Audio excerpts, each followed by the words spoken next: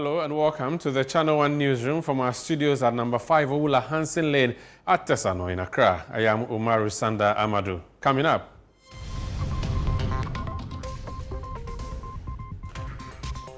"14 persons in critical condition following a crash at a trader on the Kumasi-Accra highway." At 2 a.m., we realized a sprinter bus with the color of Philadelphia had collided with a tipper truck, which is carrying, some chippings. Within that, collision, we were able to have 14 people with, critical condition. Road users appeal for relief as Kaswa Cape Coast Highway expansion causes traffic disruptions. And I see the traffic move for hours. I pass an account why you only pan baby or corner. Now carry 6 cities 50 pesos. I saw Timmy 10 because overcut traffic move over bread ufu and you know besa. Intina my basa ya just almost. Nurse practitioners alarmed over rising health crisis in Galamsey affected communities. The very final effects of Galamsey, including the cancers and what have you, get diagnosed in the tertiary facilities. So they live with the primary problem of seeing that the waters are polluted. They live with the primary problems of seeing that there are some skin disease.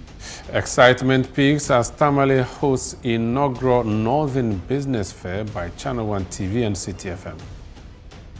It's a successful thing to me from all that I've seen. And it's beautiful because it's something we've been expecting. It looks like everything is centered in Accra. So for Channel 1 to remember Northern Ghana this time around, we are so grateful. And we'll be glad that this continues.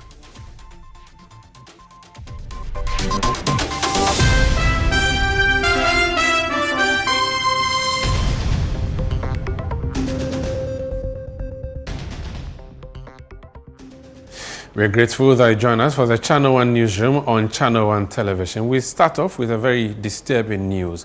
At least 14 people are reportedly in critical condition after an accident involving a sprinter bus and a stationary tipper truck at a trader near Konadu on the Kumasi-Accra highway. 3 other accidents have also occurred along the same stretch since the early hours of Saturday, resulting in heavy traffic in the area. Channel 1 News' Ashanti Regional Correspondent Doris Lonta has more in this report. According to the Assembly member for the Atrede electoral area, Patrick Entry Kakari, the accident occurred in the early hours of Saturday when a sprinter bus traveling from Accra to Kumasi rammed into a stationary tipper truck while negotiating a curve. The crash left 14 people in critical condition. He said it took the intervention of the Ghana National Fire Service to rescue the trapped victims, who were later rushed to a nearby hospital for treatment. At 2 a.m., we realized a sprinter bus with the color of Philadelphia had collided with a tipper truck, which is carrying, some chippings. Within that, collision, we were able to have 14 people with, critical condition, and they were rushed to the hospital. As I'm speaking to you now, they are in critical condition and receiving medical, attention. The Assembly member added that 2 other accidents had occurred along the same stretch earlier on Saturday, causing heavy traffic in the area. He noted that a total of 4 accidents had been recorded on the same section of the road within the week. It was within the same hours we realized another accident has also occurred. That was a charcoal car, and within the Atrede Waterways there is a curve, had also, gotten a problem, and there is a hit of another car. So there was another collision within that, stretch also as well. But with that, we did not have some severe casualty, but the police also came around and they have attended to. And getting to the hours of 6 to 7, we also realized that the same spot that 16 young girls also lost their life, whereby we have a river or a stream called Kome. There is an articulator which was coming from Kumasi to Accra. that articulator has also gone into that, river. He appealed to authorities to take urgent action, stressing that the area has become a major accident hotspot. Now, there's growing concern among motorists on the Kumasi-Accra highway over the increasing number of broken-down vehicles abandoned along the shoulders of the road, a situation they say is endangering lives and contributing to frequent crashes. Many of the vehicle owners fail to mount warning signs to alert incoming vehicles, making the situation particularly dangerous at night. Channel 1 News' Bureau Chief for the Middle Belt, Hafiz Tijani, reports.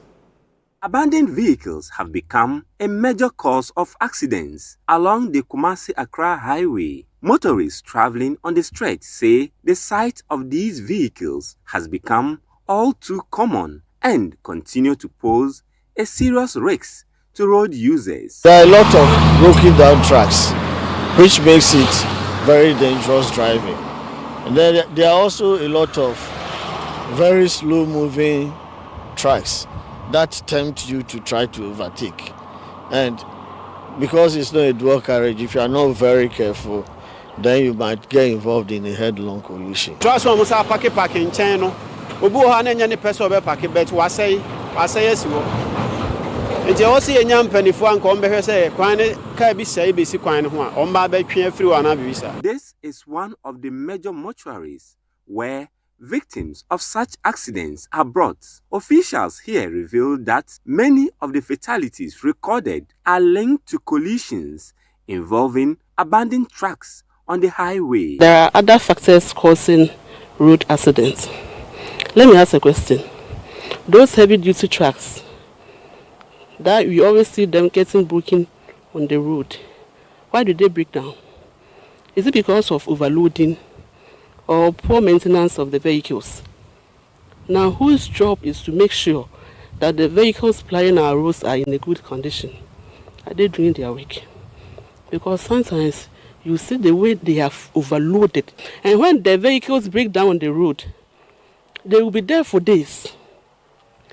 Some mechanic work on them right on the road. So we see in the night, other vehicles will come and crash into it, causing several deaths. Officials of the Ghana National Fire Service, who are often the first respondents to such incidents, have also expressed worry over the situation. As well as the immediate towing of broken down vehicles off the shoulders of the road is also very, very important. Currently, the road is that small and there is not enough space. Now, vehicles end up breaking down and then they are left off the shoulders for a long period. There are times that drivers are able to step a little bit off the road to prevent accidents. With these broken vehicles or broken down vehicles along the shoulders of the road, it now reduces the space for any vehicle to maneuver or meander its way when accidents begins to approach. So it's a very important matter that must be taken care of. A compulsory towing of vehicles that are broken down on the vehicles to prevent accidents. Sometimes owners of the broken down vehicles take days and weeks to bargain with the towing department as a result of cost, and that is what sometimes causes the delay of these cars along the stretch. Meanwhile, some motorists are calling for the reinstatement of the mandatory towing levy, which was suspended years ago following public backlash as a possible measure to address the problem. For the trucks, I remember there was a time that government thought of compulsory towing them and billing the owners. I think we can revisit that. Even if you are not going to bill, it could be built into the insurance, right? So once you are taking insurance, then you can opt for that. Then it becomes built in the premium you are going to pay. So that whoever doesn't want to go in for insurance, then when you are towing, you bill him. And if you bill him and he feels that it would have been better for him to have taken the insurance, next time he will go take the insurance. Nobody takes insurance thinking that he's going to get a problem, but you do it in case you have some problem somewhere. Now these abandoned trucks may look harmless during the day, But when darkness sets in, they become silent killers. Clearing these packed trucks is not only a duty, but also a matter of saving lives. Hafiz Tijani, Channel 1 News, Kumasi Accra Highway. Let's remain with roads, and work is progressing steadily on the first phase of the redesign and expansion of the Kaswa-Cape Coast section of the N1 highway. However, the ongoing construction has created major transportation challenges due to the uneven surface of the road and the absence of alternative motorable routes. With phase 2 of the project set to begin, road users are appealing to the contractor to make provisions that will ease movement along the corridor. Channel 1 News' Central Regional Correspondent has more. Work is progressing steadily so far as the expansion and redesign of the Kaswa Winneba Mankesim Cape Coast Takrady Road is concerned. We are here to assess the progress of work done so far. The existing road linking Kaswa to Winneba was pulled down by Fairmont Construction Limited, the contractor executing phase 1 of the project. This has left the 33-kilometer stretch in a bumpy, dusty state, making travel along the route extremely difficult. Many commercial drivers have since suspended operations in the area, leaving commuters stranded and frustrated.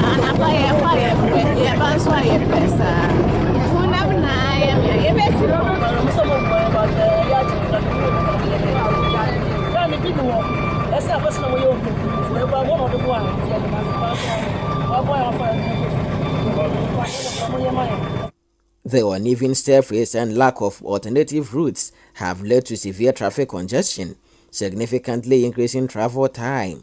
Drivers complain that the poor road condition is causing frequent vehicle breakdowns and increased maintenance costs, forcing them to charge higher fares. They suggest that the contractor should complete one lane at a time to help ease traffic flow, while construction continues on other sections. Nipa no ho na se ombeba nko ade a yetumi etofa anim eka se sei na yebeje se my ready say mo be dem mo betu ade a enra se di traffic mu 4 hours e ba sa na ka ho adin bi onipa no bebi o ko no na ka be 6 cities 50 pesos e so timi gine 10 because over traffic mu over bre ofu anyina be sa ntina ma e ba sa ye joso omo sa no. Earlier this week, President Mahama, in line with a big push agenda, cut short for the second phase of the massive expansion and redesign of the Accra-Takrady Highway. Already, site clearance has begun for the dualization of the Winneba-Mankesim stretch. Drivers along the corridor are urging the contractor to complete one side of the road before moving on to the next. Hey, Pandama, on your one side, we are sana. We do no one side now. We the contractor and the press secretary said on one side we are no one side. They believe the completion of the project will greatly reduce road crashes in the area.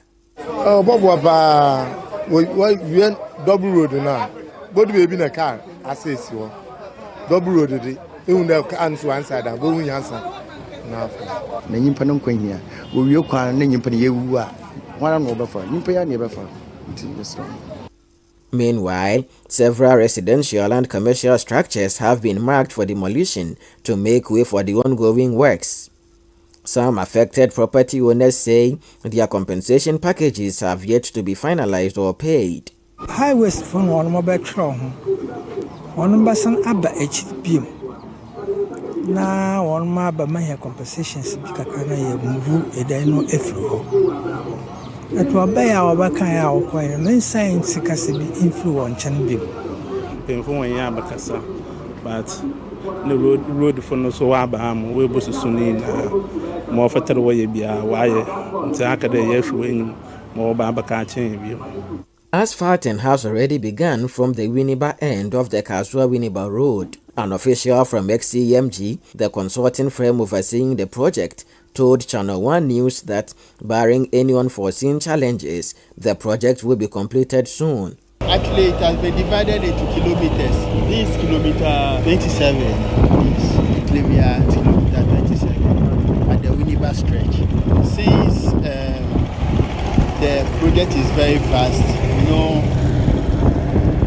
it's actually going to the various stretches that we can cover. You can say that both workers are working industriously and vigorously, so within the shortest possible time, work should get completed. Upon completion, the expanded highway will feature underpasses at Sapato Junction, Budumburam, and Wutubreku, a flyover at Akwete Junction, and additional underpasses at Gomwadom Nasi Union Market, Porting Junction, and Winneba. The entire project stretching from Kasua to Takrade, when completed, will also help in reducing vehicular crashes. For the Channel 1 Newsroom, this is Akwesiado, Central Region.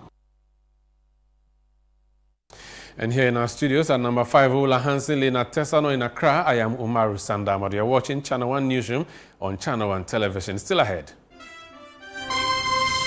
Minority demands briefing by a Greek minister on measures to address food glut.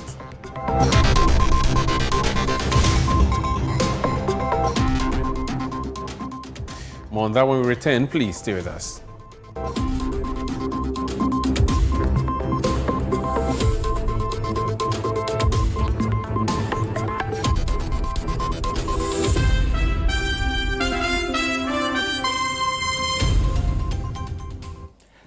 Making and selling. In Africa too hard? Not anymore. Afro-quality. Buy African, build Africa. Need your attention, please. Mnet Movies 4 brings you Action HQ. Before I describe the job, I have to know you can do it. The movie festival where action never clocks out. 1, 2, 3. Go! Business as usual means fist first, questions later. We don't do spreadsheets. Give me some car keys, a couple guns. We do high speeds. Put your foot to that floor and you bet! Our management style, very hands-on. Water cooler chats, surprisingly inspirational. I live my life a quarter mile at a time. This October, Mnet Movies 4 is mission control for mayhem. Complete destruction. It's home base for heroics. It's Action HQ. Consider your couch the corner office of chaos. This is not a drill. Report to Action HQ all month long on Mnet Movies 4, where action never clocks out. Hey, Ghana. So you people know Miss Brother once more. If you knew, it's your boy. Kill them all, kill them all. But this time, I'm not only killing mosquitoes, I am killing the great.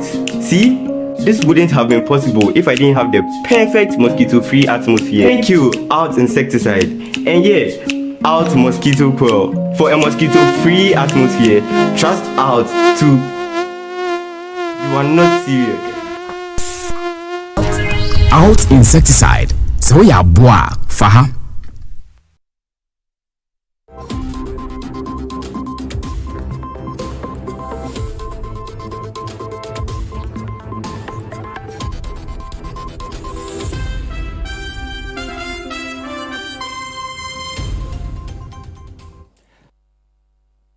Thank you for sticking and staying with Channel 1 Newsroom. Now, the minority in Parliament is urging that the Minister for Food and Agriculture be summoned to brief the House on the government's plans to tackle the growing food glut across the country. Their call follows concerns from the Chamber of Agribusiness Ghana that the grain sector is nearly collapsing, with more than 100,000 metric tons of maize and rice from the 2024 harvest still unsold.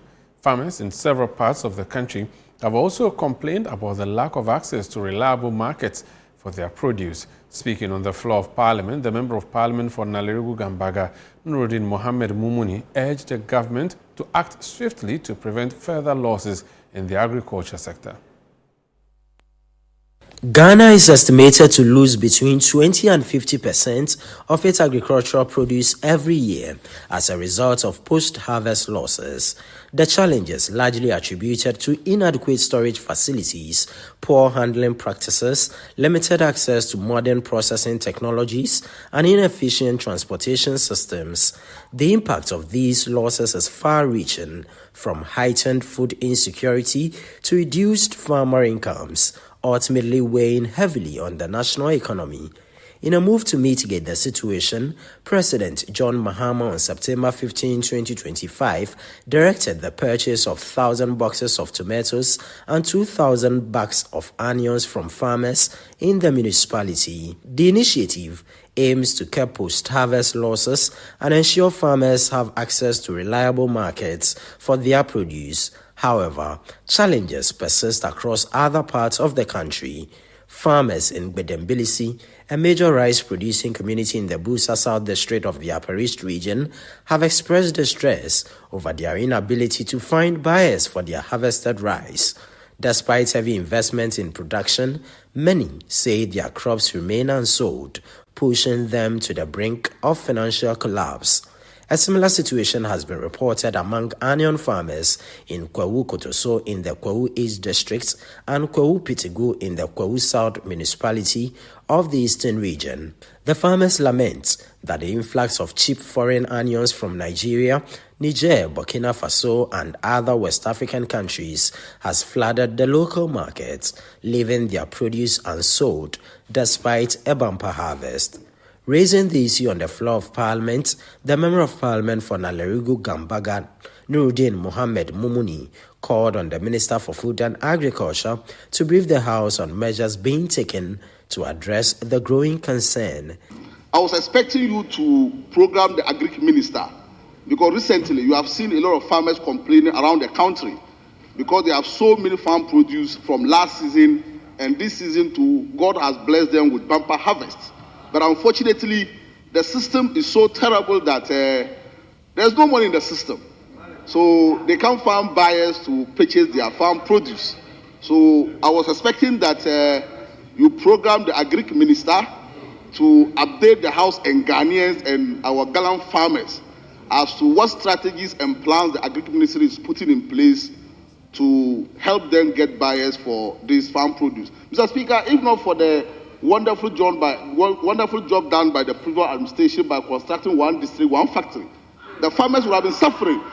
In response, the Majority Leader Mahama Yariga revealed that Cabinet has approved the release of funds to the National Food Buffer Stock Company to help mitigate the problem and stabilize the market for local farmers. You have admitted that agricultural sector is doing very well and that it is going to positively impact on food inflation in the coming months. What is of concern now is how we can get the produce from the farmers. I can assure you that I was in Cabinet when the President directed the Minister of Finance to make money available to buffer stock so that they can buy the produce from the farmers. So I'm very sure that there will be resources available to buffer stock to buy the produce from the farmers. And of course, yes, I think that some of the warehouses that were constructed during the regime of President Akufo-Addo will be useful now in storing the bumper harvest that we're experiencing. Unfortunately, I don't think any of the factories is functioning. Unfortunately, I don't think any of the factories is functioning. Reporting for Channel 1 News from Parliament, Ni Ayukwe Okain. Let's remain with this issue of food glut. We've been joined on the Zoom platform now by Member of Parliament for the Galamsey constituency in the Upper East region, General Daniel Dung Mahama, to speak more on this particular issue. You're welcome to Channel 1 Newsroom, sir. Thank you very much. What is causing this food glut? Does it mean we have too much excess food in Ghana, or the food was produced but we couldn't sell it? Do you understand what's happening? Yes. Thank you very much. And thank you to all your listeners, and thank you to the people of Galamsey. I think when the food glut is when we produce a lot of food where it exceeds supply of the demand. So Feed Ghana program, when we talked about it 2024 and last year and this year, a lot of Ghanaians bought into the ideas. Secondary schools and other individuals did house farming and other listening, and this has led to the food glut. So we have a lot of supply of food that has exceeded the demand. That is simply what it means by when you say there's food glut. Is it just from one particular region that we have this food glut, or it is nationwide? I think it is nationwide. And it is a nationwide thing. And it is due to the favorable weather condition and then a lot of education and the supports. But how come it hasn't translated necessarily in reduced cost of food on the market? Because if there's excess food, then it should come cheap, both the cooked and uncooked food. But food inflation isn't necessarily looking good. Thank you. What is happening is that when you check the prices of food in January, if you look at the northern part of Ghana, this is the time that we are harvesting. It is people are still buying the old produce, and this may lead to a factor that will increase the prices of products.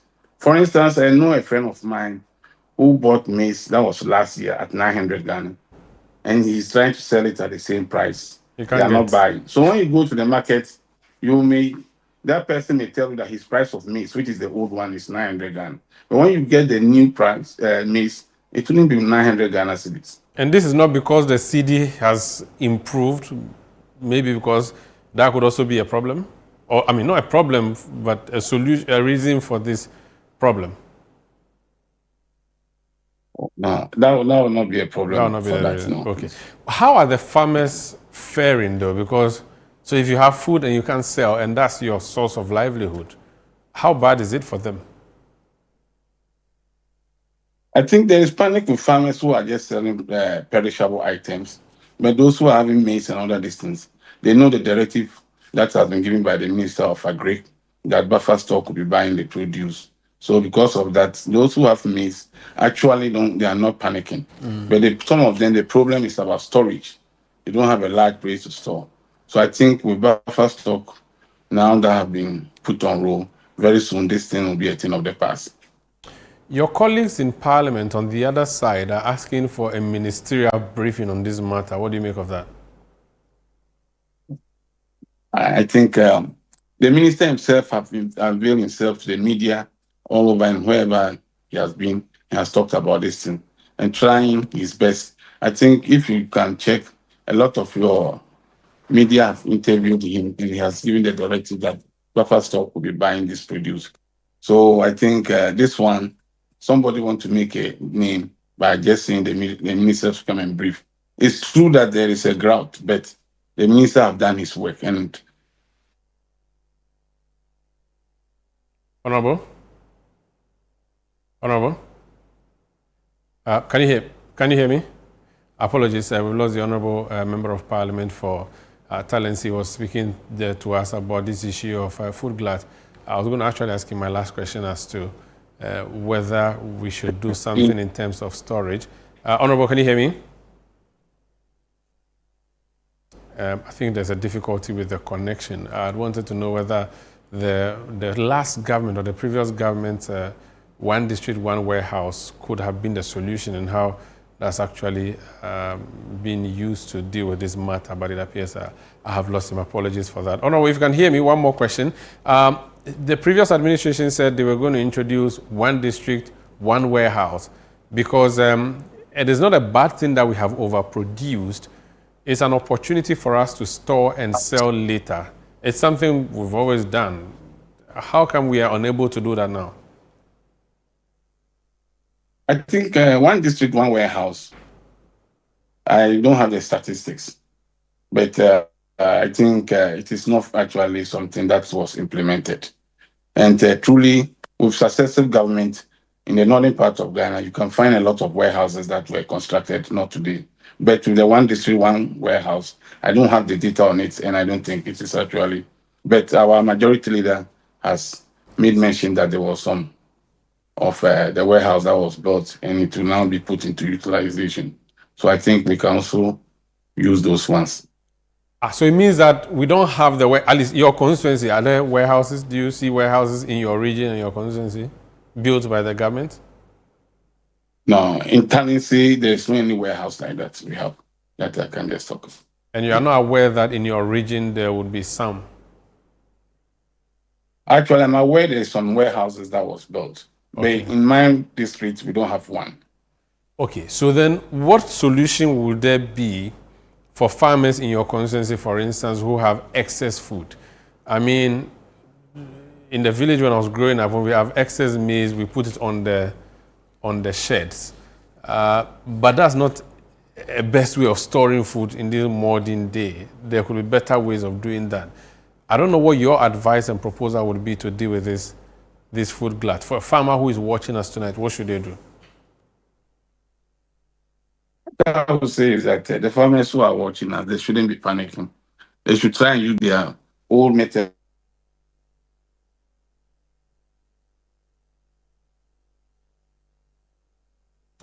Honorable? I seem to be losing. I seem to be losing you. Can you restate Hello? that? Can you restate that point? Me? Yes. So please restate that point. I think I lost you. Yes, I said the farmers should not be panicked. Okay. Hello, can you hear me, please? Yes, I can hear you. Go ahead.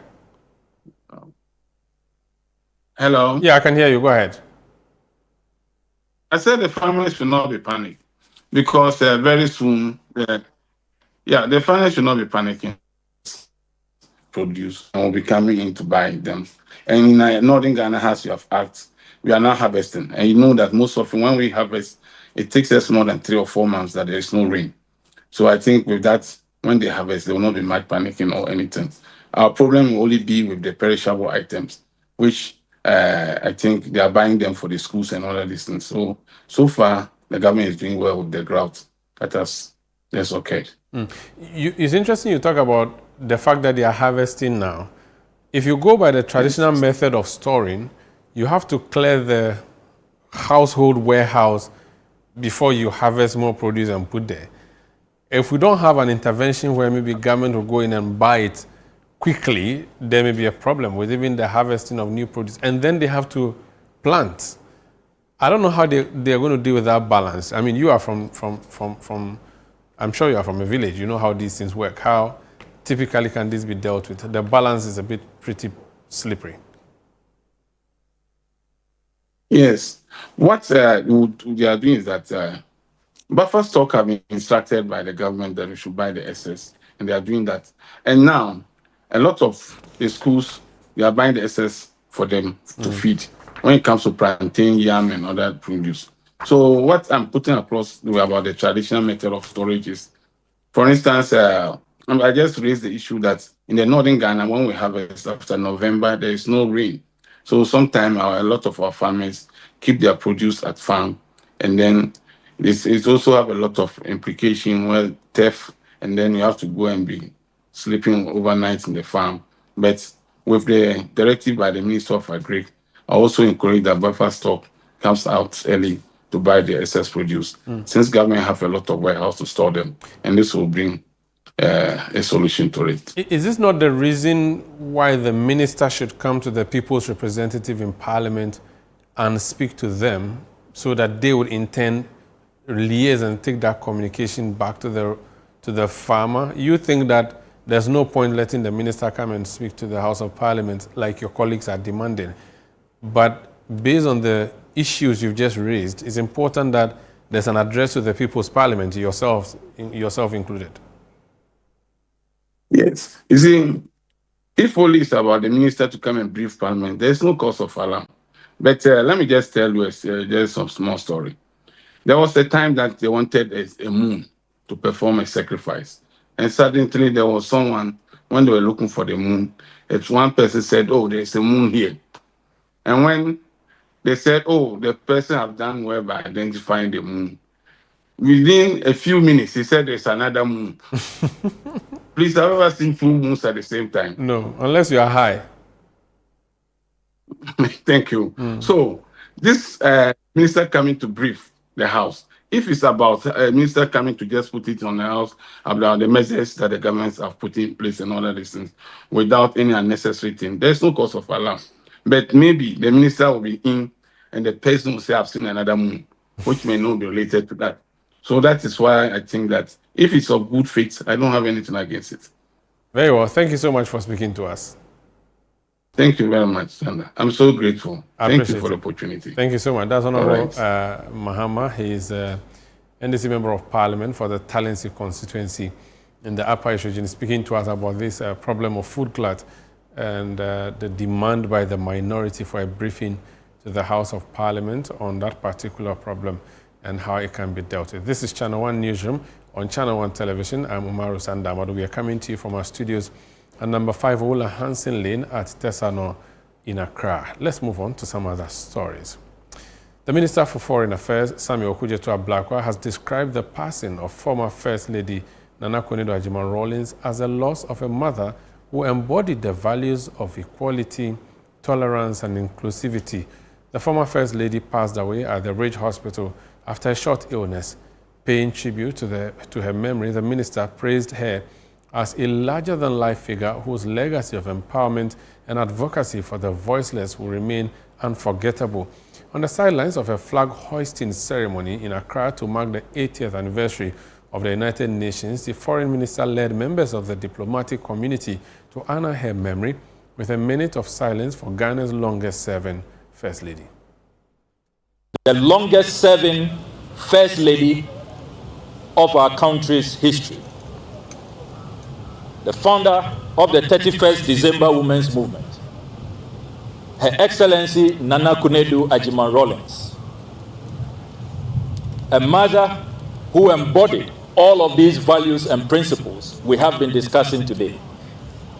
The values of equality, the values of tolerance, of being the voice of the voiceless, of empowerment and inclusivity. Sadly, we lost our mother. We lost that vibrant, colorful, larger-than-life stateswoman,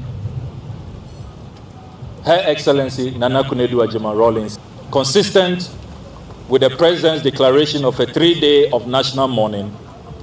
We rise for a minute's silence in honor of her memory. May her soul and that of all departed heroes rest in perfect peace. I shall now request that the UN and Ghana flags fly at half-mast to show our respect for the memory of Her Excellency Nana Konadu Agyeman-Rawlings. Her legacy of empowerment and inclusivity, and her legacy of being a voice for the voiceless, shall always be remembered and shall never be forgotten, forever in our hearts.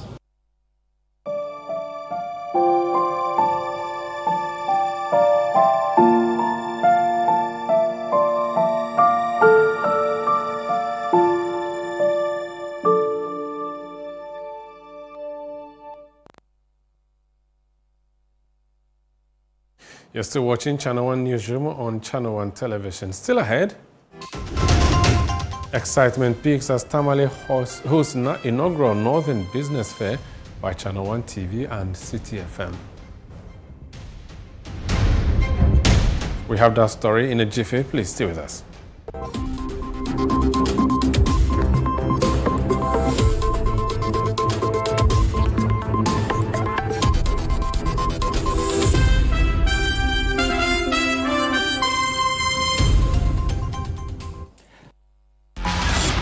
Love the Premier League?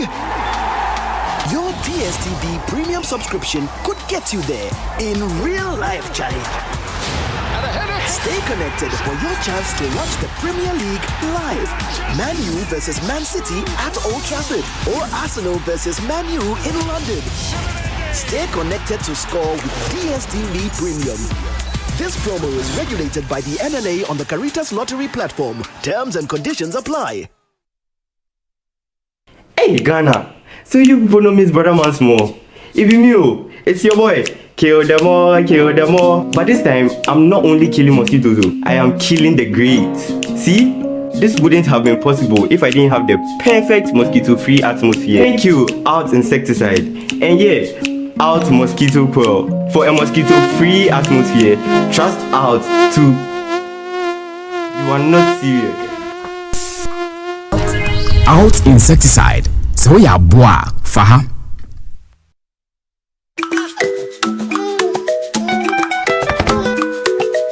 How may I help you today? We'd like to open a bank account.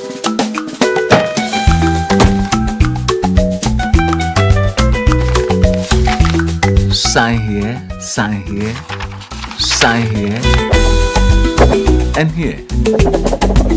And now you draw direction to your house. I need your thumbprint. And I'll need your birth certificate too.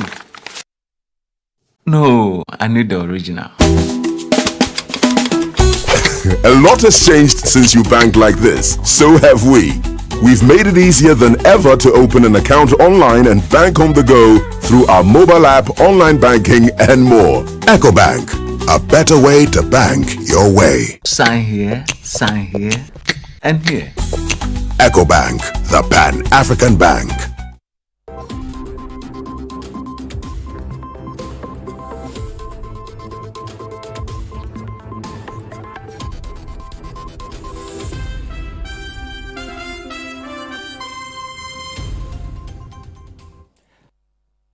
You're welcome back. Now, the Environmental Protection Authority, EPA, has reiterated the government's commitment to reclaim and restore lands devastated by illegal mining, popularly known as Galamsey. This follows the extensive destruction of forest reserves, farmlands, and water bodies by illegal mining activities, which continue to threaten livelihoods, public health, and the environment. There's more in the following report by Channel 1 News' Philip Nilati. The impact of Galamsey on the environment has been devastating, leaving vast tracts of land abandoned and infertile after illegal mining operations. Concerned about the growing menace, government has emphasized the urgent need to reclaim these lands as part of efforts to combat illegal mining. To advance this agenda, the Environmental Protection Authority has launched a 2,000-acre pilot reclamation project dubbed the largest eco-reclaim at Jamankwanta in the Amansia district of the Ashanti region. The initiative aims to restore soil fertility, revive biodiversity, and promote sustainable livelihoods, beginning with the Amansia Central District. Chief Executive Officer of the EPA, Professor Nanama Brown-Kluche, affirmed government's determination to reverse the environmental devastation caused by Galamsey and restore ecological balance. She noted that reclaimed lands would host special plant species designed to rejuvenate ecosystems and support the rebuilding of livelihoods destroyed by illegal mining. The reclamation project we are launching today is a step towards healing the land, restoring livelihood, and rebuilding hope. We know the theme is to reclaim, restore, and to rebuild. The Environmental Protection Authority is mandated to protect, manage, and improve the environment, and to also ensure that development in Ghana is sustainable. Our visit here, EPA here, is because we have the Logistic Reclaim Projects. It's a national initiative that is focusing on the reclamation of degraded lands and the rehabilitation of ecosystems destroyed by mining and other human activities. Through the Eco-Reclaim projects, degraded sites will be surveyed, mapped, and restored through activities such as replenishment of the topsoil, slope stabilization. We are going to do planting of indigenous tree species that can extract heavy metals from the soil and revive the health of the soil once again. EPA's acting Ashanti Regional Director, Sydney Kweku Danso, described the reclamation initiative as a process of healing and urged traditional authorities to take ownership and help prevent further land degradation. Reclaiming our land is not a one-day event. It is a process of healing. It demands commitment, discipline, and continued support from all stakeholders. I therefore urge our local authorities, traditional leaders, and community members to take ownership of this exercise to protect, reclaim sites, and to prevent degradation. Chief Executive Officer of Lodges Group Limited, Daniel Do Tamaklo, outlined best land management practices to ensure the project's success and called on local communities to safeguard reclaimed lands against future encroachment. The use of phytoremediation and biowood species to naturally restore soil nutrients and stabilize ecosystem. Integrated land use planning, ensuring reclaimed lands are developed for productive agriculture and community purposes. Continuous soil monitoring and mapping using technology to track environmental recovery.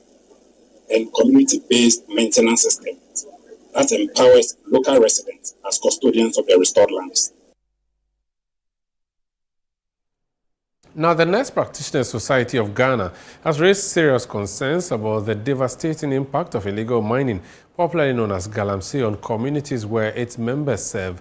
According to the society, nurse practitioners working in affected areas continue to witness the worsening health consequences of pollution caused by Galamsey operations. Ashanti Regional Correspondent Bright Yeboah has more. The group notes that contaminated water bodies and widespread environmental degradation has resulted in an increase in cases of skin infections and other related diseases being recorded at local health facilities. Speaking to Channel One News on the sidelines of the Society's biennial conference held in Kumasi, National Chairman Haruna Seidu said the situation is deteriorating rapidly, with many residents now forced to rely on polluted water sources for domestic use. You would realize that because nurse practitioners work in the primary care sector, mostly at the health centers, and you see the very final effect of Galamsey, including the cancers and what have you, get diagnosed in the tertiary facilities. So they live with the primary problem of seeing that the waters are polluted. They live with the primary problems of seeing that there are some skin diseases coming into the health centers. He also expressed concern over the challenges members face with National Health Insurance Authority, particularly those managing various health facilities across the country. But wherever a nurse practitioner is heading a health center, the National Health Insurance tends to downgrade that facility because of their regulatory issues. So we're working with the National Health Insurance Scheme. There is hope that all these challenges would be dealt with probably by the end of the year or earliest next year. The conference themed positioning the nurse practitioner as the central figure in the network of practice concepts introduced by the Ghana Health Service sought to equip nurse practitioners with necessary skills and knowledge to enhance equality healthcare delivery. According to Mr. Seidu, advanced nurse practitioners now play a critical role in Ghana's health system, stressing that the concept has become an essential part of service delivery and must be fully embraced to improve health outcomes. As a society,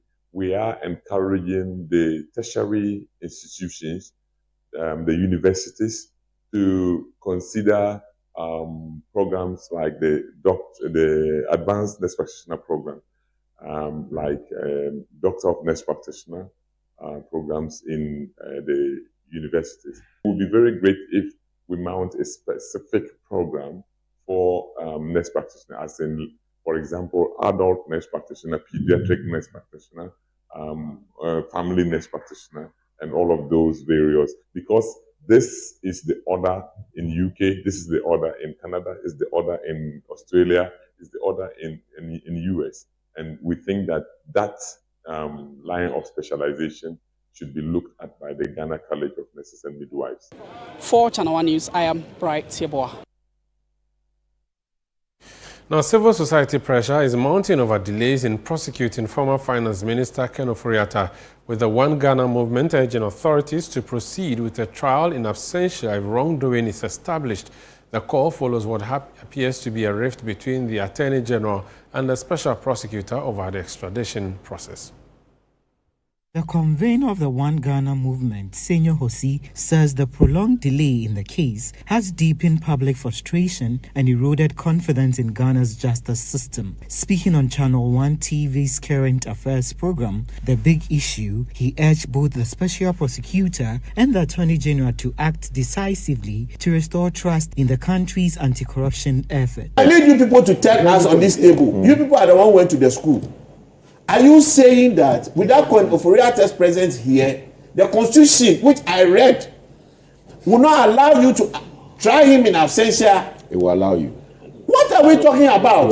Put your docket together, deal with the matter. Whether the man wants to come or not, if I am him, I will not want to come. The legal director of the United Party, Andrew Appiah-Dankwa, also reignited debate over the relevance of the Office of the Special Prosecutor, arguing that the institution is unconstitutional and should be scrapped. Indeed, I think the AG should take the cases from the OSP. Probably we should go to court and challenge the constitutionality of the court. And if that goes in favor, it means the OSP is scrapped. It should be scrapped. Commenting on report of alleged financial impropriety involving the former chief executive officer of the National Food Buffer Stock Company, Abdulwahab Hanan, who is accused of misappropriating over 40 million Ghana cedis, Daniel Domlevo called for sweeping reforms to strengthen Ghana's internal audit and asset declaration systems to curb public sector corruption.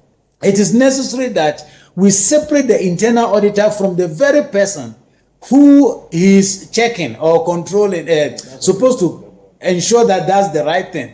If the internal auditor's appointment, promotion, transfer, welfare, and everything depends upon the chief director or the principal spending officer, it is very difficult for the internal auditor to hold him or her strictly accountable. Meanwhile, other panelists on the big issue paid glowing tribute to the late former First Lady, Nana Konadu-Agyeman-Rawlings, describing her as a trailblazer for women's empowerment and one of Ghana's most influential historical figures. When you look at Nana Konadu-Agyeman-Rawlings, by reason of her husband having been the longest serving president, you can also say that she was the longest serving First Lady in the history of this country. Her impact, you would want to say, remain unmeasurable, particularly in the area of women empowerment.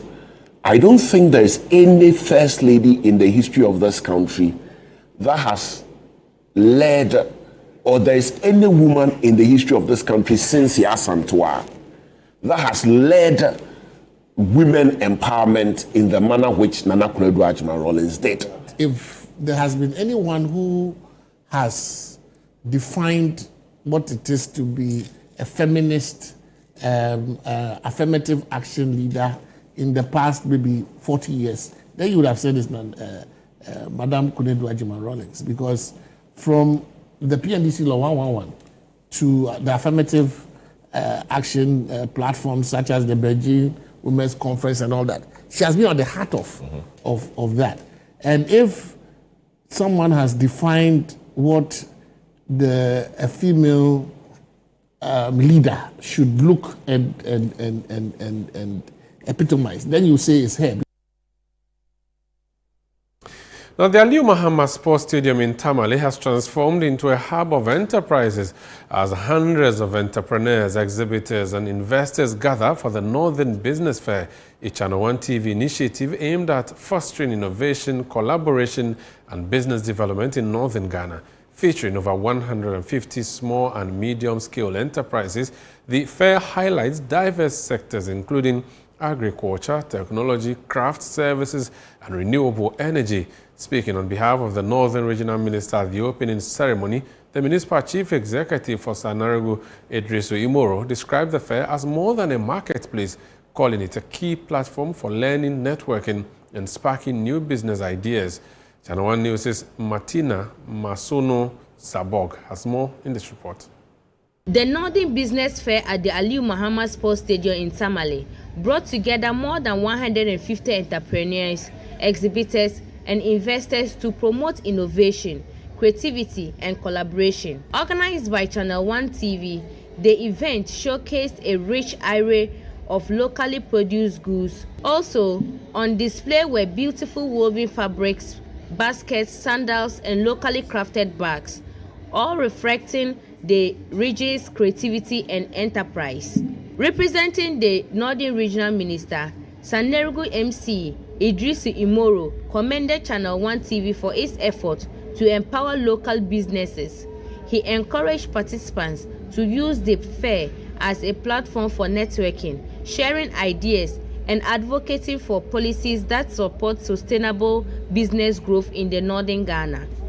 I wish to note that this gathering today is only to showcase our local products and services to foster collaboration, innovation, and growth. This fair represents a unique opportunity for business to connect, share ideas, and explore new avenues for success. We must appreciate that business fairs are vital platforms for entrepreneurs, small-scale businesses, and startups. These provide a space where businesses can exhibit their offerings, network with potential partners, and engage directly with customers. Therefore, in our rapidly evolving economy, these interactions are crucial for building relationships and driving economic growth. Distinguished ladies and gentlemen, the significance of Northern Fair for our region cannot be underestimated. It provides an opportunity for us to highlight the entrepreneurial spirit of the North and showcase the diverse talents and resources we have to offer. Business owners expressed satisfaction with patronage on the opening day, citing impressive sales and valuable networking opportunities. Many said the fair has set the stage for future collaboration and stronger business partnership in the region. Now, today has been okay. We had a few patrons coming in to buy our products. We are hoping that tomorrow will be better, and we are hoping that next year will be bigger and better. Maybe a good location where people can see us and come in, and also do a lot of publicity. I know Channel One can make that happen. So a lot of publicity to bring a lot of people on board. So northern people, wherever you are, please find your way to the Tamale Sports Stadium and patronize us as we are here up to tomorrow. So the day hasn't been bad.